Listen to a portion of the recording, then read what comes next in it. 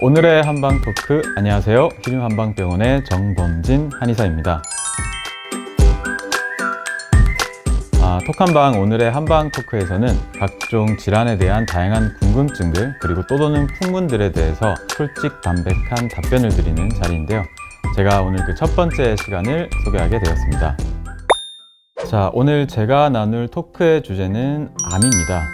2019년 통계청에서 발표한 사망 원인 통계에 따르면 한국인의 사망 원인 1위가 바로 암이었는데요.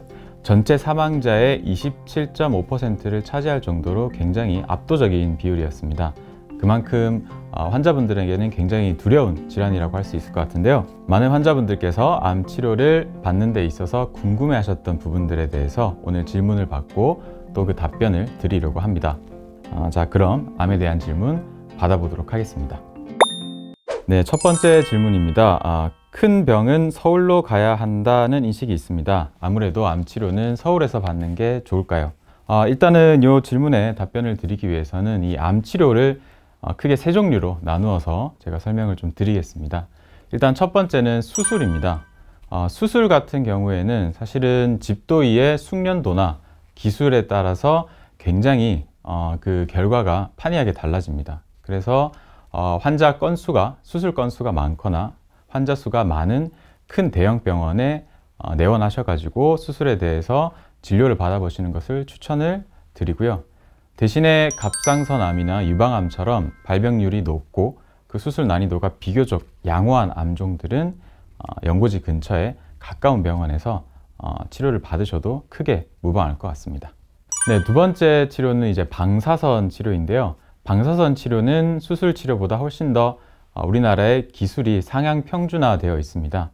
이 방사선 치료를 받으시는데 짧게는 2주, 길게는 6, 7주 정도가 소요되기 때문에 연고지 근처에서 체력적인 소모를 최대한 줄이면서 치료받으시는 것을 권장해 드립니다.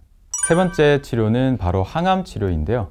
항암 치료는 수술이나 방사선 치료보다 훨씬 더 평준화되어 있습니다. 환자분들이 대학병원마다 항암 치료가 굉장히 다르다고 느끼시는 부분은 항암 치료 전 처치나 후 처치 그런 부분들에 있어서 차이점을 느끼시는 거지, 실제 항암 치료에 있어서는 크게 차이가 없다, 이렇게 말씀을 드리고 싶고요. 그렇기 때문에 체력적인 안배를 조금 할 수 있고 심리적으로 안정을 취할 수 있는 연고지 근처의 대학병원을 추천드립니다. 네, 두 번째 질문입니다. 흔히 젊은 암이 더 위험하다, 젊은 환자의 암이 더 위험하다라는 말이 있는데요. 나이에 따라서 암의 진행이 빠르거나 혹은 느린가요? 요거는 결론부터 말씀드리면 의학적 근거가 없는 속설이라고 보시면 됩니다. 흔히 우리가 젊은 사람이 암에 걸리면 나이 든 사람에 비해서 암세포가 건강하기 때문에 훨씬 더 빨리 증식하고 진행이 이루어진다라고 알려져 있고 또 많은 분들이 그렇게 잘못 알고 계신데요. 실제로는 그렇지 않습니다.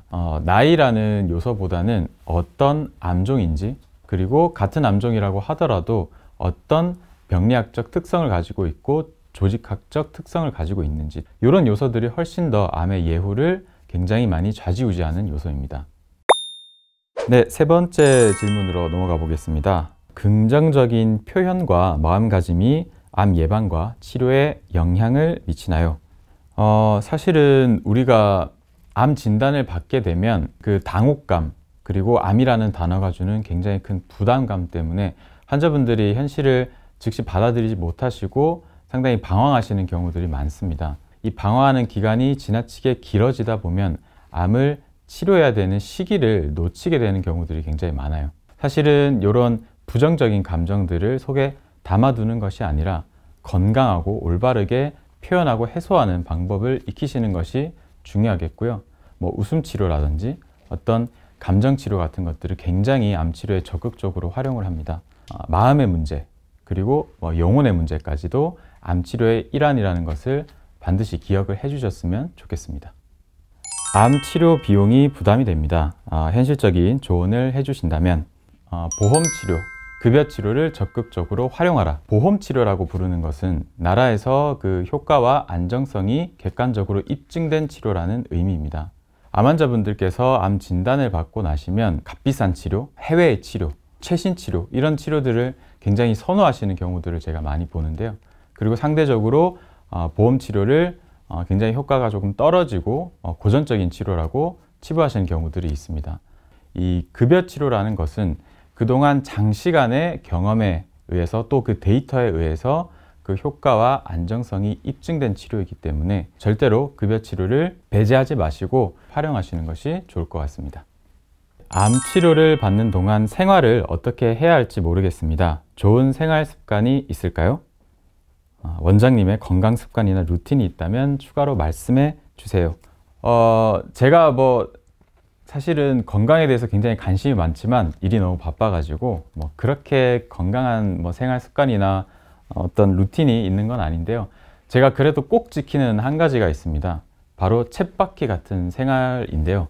쉽게 말씀드리면 비슷한 시간에 일어나고 비슷한 시간에 잠을 자고 비슷한 시간에 비슷한 양을 식사를 하고 이런 쳇바퀴 같은 생활 루틴을 최대한 지키려고 노력을 한다입니다. 사실 이게 중요한 이유는 우리가 어떤 날은 과도하게 과로를 한다든지 어떤 날은 굉장히 늦게 자거나 일찍 일어난다든지 이런 생활에 있어서 변화의 폭이 굉장히 크다 보면 환자분의 몸이 받아들이는 데 있어서 굉장히 큰 어려움을 겪습니다.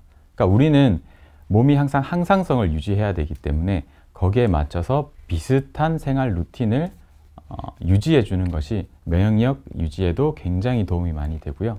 네, 물론 이러한 쳇바퀴 같은 생활 습관이 어떤 일상에서의 소소한 즐거움은 좀 적을 수는 있지만 환자분들께서 건강하고 오래 사시기 위한 첫 번째 필수 조건이라고 말씀을 좀 드리고 싶습니다. 네, 오늘 환자분들의 다양한 질문들을 받아보고 또 답변을 드리는 시간을 가져봤는데요. 사실은 암이라는 질환이 주는 중압감이 굉장히 큽니다. 진단을 받기 전과 받고 나서 그 이후가 삶이 이렇게 송두리째 달라지는 질환이 또 있을까 싶은데요. 하지만 환자분들께서 희망을 잃지 마시고 올바르고 안전한 치료들을 적극적으로 활용하신다고 하면 충분히 암이라는 질환 이겨내실 수 있으니까요. 꼭 이 영상을 토대로 환자분들께서 기운을 얻으시고 용기를 내셨으면 좋겠습니다.